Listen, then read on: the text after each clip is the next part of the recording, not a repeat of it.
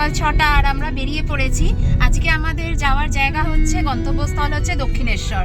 মা ভবতারিণীকে পুজো দেবো বলে আজকে রবিবার সকাল 6টার সময় আমরা বেরিয়ে পড়েছি তিনজনে একসাথে মা ভবতারিণীকে পুজো দেবো বলে। এখন আমরা রয়েছি মোটামুটি এয়ারপোর্ট 1 নম্বরের কাছে। এখান থেকে যেতে ম্যাক্সিমাম, এখন সকালবেলা তো মোটামুটি রাস্তা ফাঁকা আছে বলে 20-25 মিনিটের মধ্যে আমরা পৌঁছে যাব। তাহলে চলো মন্দিরে গিয়ে আবার দেখা হচ্ছে তোমাদের সাথে। এই আমরা প্রায় পৌঁছেই গেছি দক্ষিণেশ্বর। আর এই ওপরে দেখা যাচ্ছে স্কাই ওয়াক, ওখান দিয়ে যদি হেঁটে যেতে চান ওই স্কাই ওয়াকটা ইউজ করতে হবে। আর নিচ দিয়ে যেহেতু আমরা গাড়ি নিয়ে গেছি ওই জন্য নিচ দিয়ে গেলে এখানেতে গাড়ি পার্কিং সামনেই পাওয়া যাবে। এই আমরা রাস্তায় ঢুকে পড়েছি। আগে রাস্তার এই দুপাশে প্রচুর দোকান ছিল যেখানে পুজোর সামগ্রী পাওয়া যেত। এখন এই সব দোকানগুলো উঠে গিয়ে, এখন নয় বেশ অনেক দিনই হলো, এই দোকানগুলো উঠে গিয়ে এখন ভেতরেতে মার্কেট মতো করে দিয়েছে যেখান থেকে পুজোর সামগ্রী কেনা যাবে। এই যে সামনেই দেখা যাচ্ছে মন্দিরের গেট, এখান দিয়ে ঢুকেই আমরা বাঁ দিকে গেলেই পেয়ে যাব পার্কিং এরিয়া। এখানেতেই গাড়ি পার্কিং করার সুবন্দোবস্ত রয়েছে।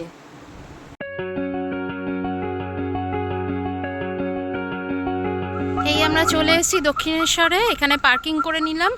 এখানে যে পার্কিং প্লেসটা আছে এখানে পার্কিং করে নিয়ে এবারে যাচ্ছি মন্দিরের দিকে। প্রথমে ডালা নেব, তারপরেতে যাব পুজোর মায়ের কাছে যাব। কি সুন্দর লাগছে, সকালবেলা আকাশটা পুরো মেঘ করে রয়েছে, খুব সুন্দর লাগছে। ডালা নেবার সব কাউন্টার রয়েছে। আমরা যাব 33 নম্বরে, কেননা আগের বার যখন এসেছিলাম তখনও 33 নম্বর থেকে নিয়েছিলাম। ওই জন্য এখানেতেই জুতো, ব্যাগ, মোবাইল সব জমা রেখে তারপরেতে মন্দিরে পুজো দেওয়ার জন্য যেতে হবে।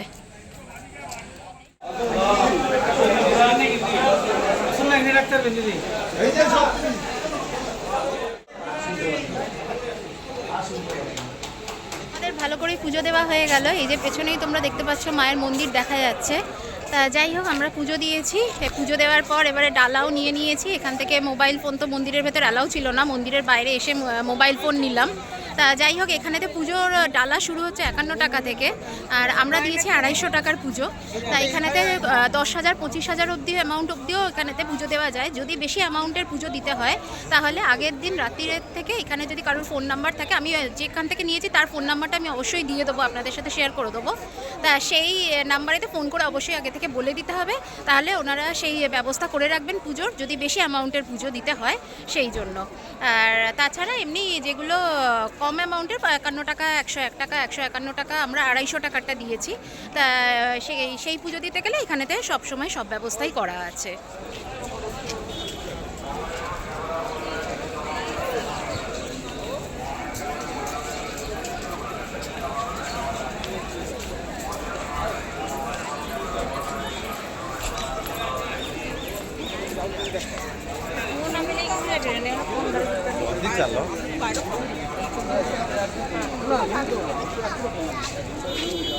এবারে যাচ্ছি গঙ্গার ঘাটের দিকে। গঙ্গাতে গঙ্গা স্নান, এই গঙ্গা জল একটু নেবো, সেই জন্য আমরা একটু গঙ্গা ঘাটের দিকে যাচ্ছি।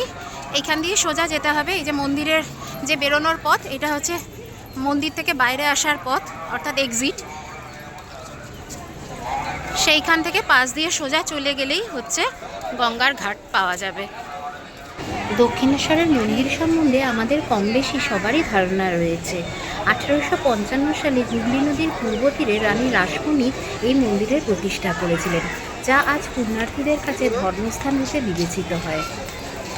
মন্দির প্রাঙ্গণে 12টি 8চালা শিব মন্দির রয়েছে। এছাড়াও শিব মন্দিরের উত্তরে রয়েছে শ্রী শ্রী রাধাকান্ত মন্দির, অর্থাৎ শ্রী রাধা আর মাধবের মন্দির, আর রয়েছে নাট মন্দির। মন্দিরের উত্তর পশ্চিম কোণে রয়েছে রামকৃষ্ণ পরমহংসদেবের বাসগৃহ। এই মন্দিরেই দেবী কালীকে ভবতারিণী নামে পুজো করা হয়। ঊনবিংশ শতাব্দীর বিশিষ্ট যোগী রামকৃষ্ণ পরমহংসদেব এখানে পুরোহিত হিসেবে নিযুক্ত ছিলেন। এই মন্দির বছরের সারা বছরই খোলা থাকে, সকাল 6টা থেকে বেলা 12:30 অবধি এবং বিকেল 3টে থেকে 8:30 অবধি এই মন্দির খোলার সময়। তবে শীত গ্রীষ্ম ফেরে এই সময়েরও কিছুটা পরিবর্তন হয়। এই গঙ্গা থেকেই আমরা সামনে দেখেছিলাম বিবেকানন্দ সেতু, অর্থাৎ বালি ব্রিজকে। গঙ্গা জল মাথায় দেব বলে আমি কিছুটা নিচে নেমে গিয়েছিলাম, তবে সিঁড়িগুলি এতই স্লিপারি ছিল যে ওখানে যেতেই ভয় লাগছিল। তাই আমি আমার মেয়েকে বললাম, তুই দূরেই দাঁড়া, আমি এখান থেকেই নিয়ে কিছুটা গঙ্গা জল তোদের মাথায় ছিটিয়ে দিচ্ছি।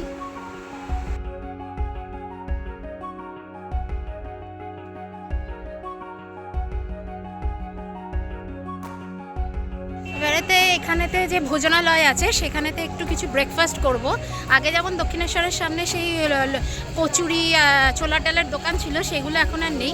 এখন এইরকম একটা এই ভোজনালয় এইরকম করে দিয়েছে। তা যাই হোক, আমরা এখন সেখানে যাচ্ছি, সেখানে গিয়ে একটু ব্রেকফাস্ট করব, কেননা সকালবেলা পুজো দেবে বলে কিছু খেয়ে বেরোয়নি। আর এখানেতে আকাশের অবস্থাও খুব খারাপ, বৃষ্টি অলরেডি পড়ছে অল্প অল্প করে। তা যাই হোক, যত তাড়াতাড়ি সম্ভব গাড়িতে উঠে পড়তে পারলে অন্তত ভিজবো না, সেই জন্য আমরা একটু তাড়াতাড়িতেই রয়েছি, তাড়াতাড়ি করছি যাতে বৃষ্টিটা না আসে। এই যে ভোজনালয় অর্থাৎ ফুড প্লাজা, এখানেতে এরকম অনেক দোকান আছে। আমরা এই ফার্স্ট 3 নম্বর শ্রীগুরু ভেজ এটাতে ঢুকছি। তো এবারে এখানে এসছি একটা ব্রেকফাস্ট করবো বলে। এখানে যে সমস্ত দোকান রয়েছে সেখানে কচুরি, তারপরে রয়েছে ছোলা বাটুরে, ধোসা, প্লেন ধোসা, মশলা ধোসা, পনির ধোসা, ইডলি, দই বড়া, সব কিছুই পাওয়া যাচ্ছে। আর চা, কফি, লস্যি সেটাও পাওয়া যাচ্ছে। আর তার সাথে রয়েছে গোলাপ জামুন আর কমলাভোগ, সেগুলোও পাওয়া যাচ্ছে। যাই হোক, আমাদের খাবার চলে এসছে, আমরা এবার একটু খেয়ে চলে এসছে। আমি নিয়েছি কচুরি, তার সাথে ছোলার ডাল, বড় নিয়েছে কচুরি আর ছোলার ডাল, আর মেয়ে নিয়েছে প্লেন ধোসা, আর সাথে নিয়েছি একটা হচ্ছে স্ট্রবেরি লস্যি, একটা হচ্ছে ম্যাঙ্গো কাঁচা আম লস্যি। এই যে মশলা ধোসা এসে গেছে, তার সাথে সাম্বার আছে। বাইরে এখন প্রচণ্ড বৃষ্টি হচ্ছে, আমরা পুরো ভিজে গেছি, আকাশের অবস্থাও ভীষণ খারাপ, পুরো কালো হয়ে রয়েছে। এই যে রাস্তায় বেশ জলও জমে গেছে ধারে ধারে, আমরা তো পুরো ভিজে গেছি। জাস্ট খাবার হয়েছে, তারপর তখন থেকে বৃষ্টি শুরু হয়েছে। এবারে গাড়িতে ওঠার জন্য তো ছাতা আমরা আনিনি, একটা ছাতা নিয়েছিলাম, ব্যাগে ছিল বাই চান্স, তা সেইটাই রয়ে গেছে বলে একটা ছাতার জন্য ওরা বাবা আর মেয়ে দুজনে গাড়িতে এসে ছাতা নিয়ে, আর আমি পুরো ভিজে গেছি। আমার এমনিতেও বৃষ্টিতে ভিজতে ভীষণ ভালো লাগে। যাই হোক, সেই মনের শখ পূরণ হলো আবার অনেক দিন বাদে। সেই ছোটোবেলায় স্কুল থেকে যখন ফিরতাম তখন বৃষ্টিতে ভিজে ভিজে ফিরতাম, সেই দিনগুলো বেশ ভালো লাগে। যাই হোক, পুরো ভিজে গেছি, এখন আমরা আবার যাচ্ছি, এখন বাড়ি যাচ্ছি। এখন 8টা 15 বাজে, আমাদের খুব সুন্দরভাবে পুজো দেওয়া হয়ে গেল। এত সকাল সকাল এসছি বলেই, নয়তো আমরা যখন প্রায় পুজোর মন্দিরে ঢোকার মুখে তখনই দেখলাম ওখানেতে প্রচুর লাইন হয়ে গেছে। এখানেতে 3টে লাইন থাকে মন্দিরের ভেতরে ঢোকার পর, যেহেতু ভিডিও করা সম্ভব নয় ওখানে আমি দেখাতে পারিনি, তোমরা সবাই জানো নিশ্চয়ই। 3টে লাইন থাকে, দুটো হচ্ছে মাকে দর্শন করবার জন্য পাশ দিয়ে দর্শন হয়, সেখানে মায়ের সোজাসুজি দর্শন হয় না।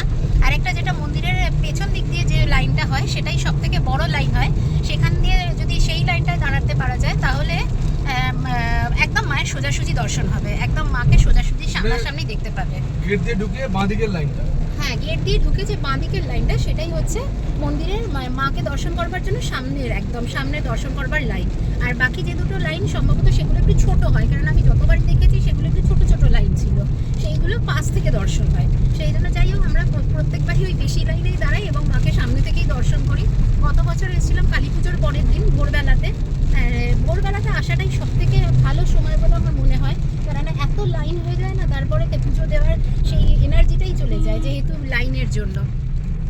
যাই হোক, এখন 8টা 15-16 বাজে, আমাদের ব্রেকফাস্টও হয়ে গেছে, আমরা এবারে বাড়ির দিকে যাচ্ছি। বাড়িতে গিয়ে ফ্রেশ ট্রেশ হয়ে আবার সারাদিন, আজকে রবিবার, কীভাবে, আর কালকে আবার আগামীকাল আবার সোমনাথের বাইরে যাওয়া আছে, আহমেদাবাদ যাবে, তাই সেই জন্য একটু প্যাকিং করবে, মোটামুটি টুকটাক কিছু যেগুলো নিতে হয়, ওয়েডনেসডে আবার ব্যাক করবে। তা যাই হোক, আজকের ভিডিওটা আমি এখানেই শেষ করছি। তোমরা সবাই খুব ভালো থেকো, সুস্থ থেকো, সাবধানে থেকো। খুব তাড়াতাড়ি দেখা হচ্ছে তোমাদের সাথে আবার একটা নেক্সট ভিডিওতে। তোমরা সবাই খুব ভালো থেকো, সুস্থ থেকো, সাবধানে থেকো।